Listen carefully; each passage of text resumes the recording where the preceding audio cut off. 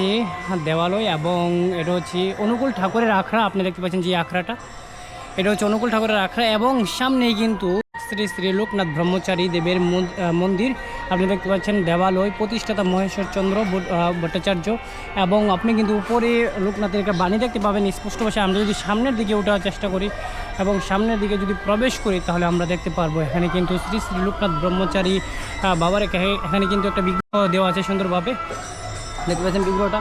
আর আমরা যদি এদিক থেকে আর একটু দেখার চেষ্টা করি, এদিকে কিন্তু যে খালি খালি রুমগুলো রাখা আছে এগুলো কিন্তু বর্তমানে তালাবদ্ধ অবস্থায়। অবশ্যই একটা সময় কিন্তু এখানে পুজো অর্চনা করা হয়।